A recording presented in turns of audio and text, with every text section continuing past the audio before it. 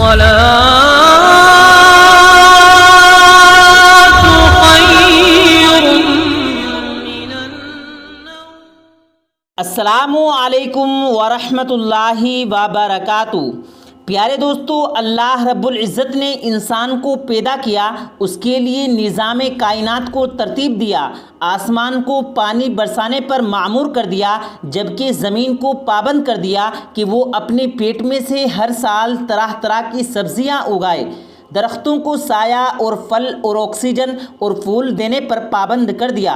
اس کے علاوہ نظام کائنات کی ہر چیز کو انسان کی آسانی اور خوشی کا سامان پیدا کرنے پر معمور کر دیا، مگر بدلے پر انسان کو حکم دیا کہ وہ صرف اور صرف توحید کے اقرار کا، ایک معبود کے اقرار کا اور اللہ کو اپنا خالق تسلیم کرنے کا۔ بس یہ حکم ہی نہیں بلکہ اس حکم کو تسلیم کرنے کے لیے، اس کو واضح کرنے کے لیے مختلف اوقات میں مختلف آسمانی صحیفے اور 4 آسمانی کتب اتارے، اس کے ساتھ اپنے نبی محبوب بھی بھیجے، جنہوں نے ان آسمانی کتابوں کی تعلیمات پر عمل کر کے عملی نمونہ پیش کیا۔ آسمانی کتب کے سلسلے کی آخری کڑی قرآن مجید ہے، جبکہ قرآن مجید کا عملی نمونہ جناب محمد صلی اللہ علیہ وسلم کی سیرت طیبہ ہے۔ رسول اللہ صلی اللہ علیہ وسلم تو اس دنیا سے پردہ فرمائے گئے، مگر ان کی سنت اور قرآن ہمارے درمیان موجود ہے۔ محمد صلی اللہ علیہ وسلم نے فرمایا کہ اے لوگو، میں تمہارے درمیان اپنی سنت اور قرآن چھوڑے جا رہا ہوں، مگر ناظرین کرام، وہ شخص کتنا ہی بدبخت ہوگا جو قرآن کی توہین کرے۔ اللہ رب العالمین نے خود فرمایا کہ اس ذکر کو ہم نے نازل کیا اور اس کی حفاظت کا ذمہ بھی ہم پر ہے۔ جس کا محافظ خود اللہ ہے، اس کی قرآن کی بے حرمتی کرنے والوں کے ساتھ کیا ہوگا، اس کا اندازہ کرنا بھی مشکل ہے۔ مگر اس دنیا میں جن افراد نے قرآن مجید کی بے حرمتی کی اور ان کے ساتھ جو معاملہ پیش آیا، اس کے متعلق آج کی اس ویڈیو میں آپ کو تفصیل سے آگاہ کیا جائے گا۔ لہٰذا آگے بڑھنے سے پہلے آپ سے گزارش ہے کہ اگر آپ نے ہمارے چینل کو ابھی تک سبسکرائب نہیں کیا تو ہمارے چینل کو سبسکرائب کر کے بیل آئیکن ضرور دبا دیں، تاکہ ہماری آنے والی ہر نئی ویڈیوز کی نوٹیفیکیشن آپ کو بر وقت ملتی رہے۔ تو آئیے ویڈیو دیکھتے ہیں۔ ناظرین کرام، اللہ جب چاہے تو قرآن کی بے حرمتی کرنے والوں سے انتقام لے اور انہیں عبرت کا نشان بنا دینے پر وہ قادر ہے۔ وہ ایسے بدبختوں کی رسی کھینچنے اور دنیا والوں پر مثال قائم رکھنے پر قادر ہے۔ 1999 میں ترکی میں آنے والے زلزلے کے ایام تھے، ہر طرف تباہی کا منظر تھا۔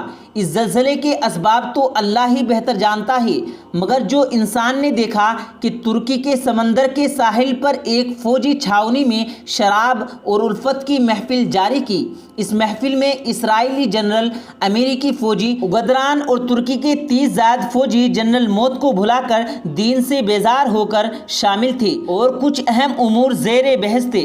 اس میٹنگ کے دوران ایک جنرل نے اپنے ماتحت سے قرآن لانے کو کہا۔ حکومت کے مطابق قرآن مجید کو اس محفل میں لایا گیا۔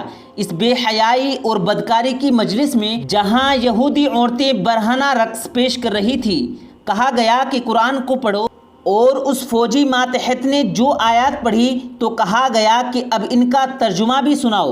ماتحت نے کہا کہ میں قرآن کا ترجمہ اور تفسیر نہیں جانتا۔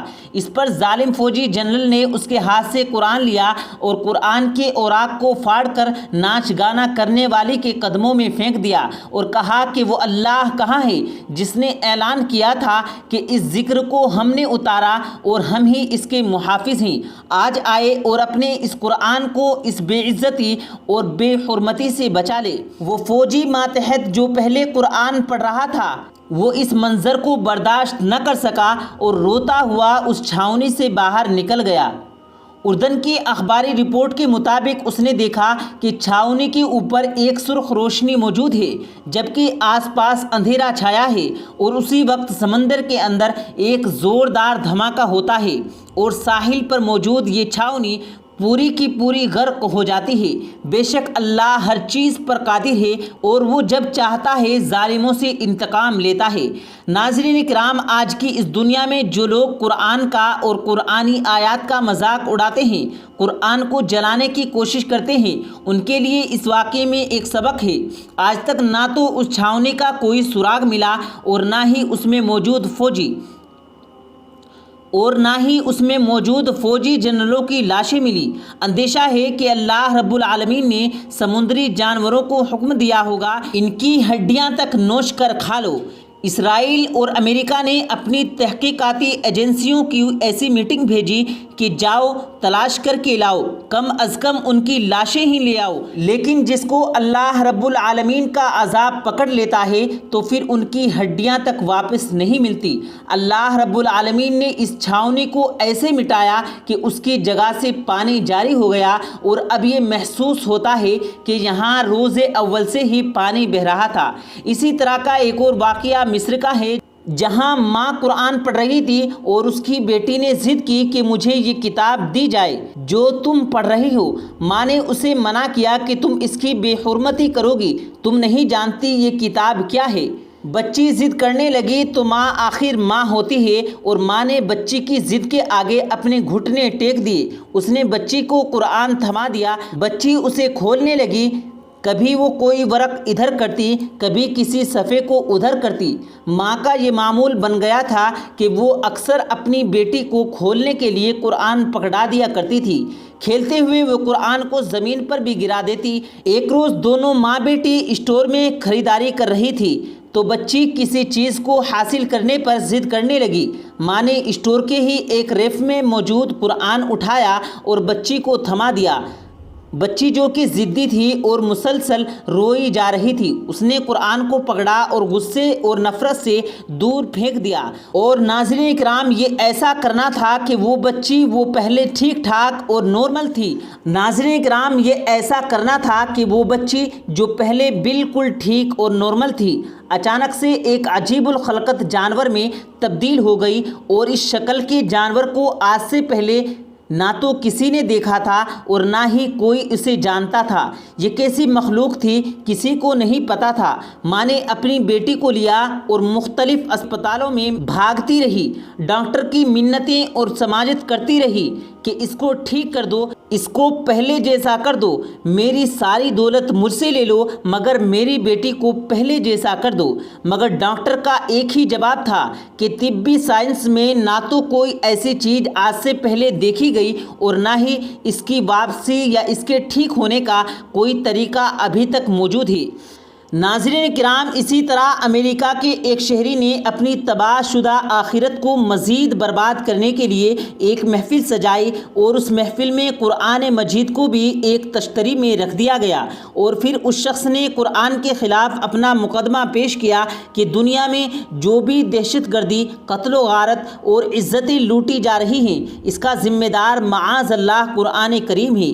और इसके बाद इस शख्स ने कुरान को जलाने का हुक्म दिया तो उस शख्स का मुलाजिम आगे बढ़ा और उसने कुरान को नजरे आतिश कर दिया। लेकिन प्यारे दोस्तों, एक लम्हे को सोचने की बात तो ये है कि इस जालिम को तो अल्लाह ने निशान इबरत बनाया, मगर आज कुरान की बेहुरमती करना और इसकी तौहीन करना इतना आसान कैसे हो गया? इसकी वजह सिर्फ एक है, आज के मुसलमान ने कुरान से अपना रिश्ता तोड़ लिया है।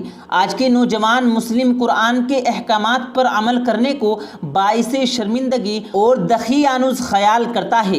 अहले मगरिब जानते हैं कि आज का मुसलमान अंधे पैरोकारों की तरह मगरिबी कल्चर और तालीमात की तकलीफ करने पर मसरूफ़ है। आज का मुसलमान खुद को मगरिब का पैरोकार कहते हुए फ़ख्र महसूस करता है, जबकि अपनी मुस्लिम शनाख्त ज़ाहिर करते हुए शर्मिंदगी महसूस करता है।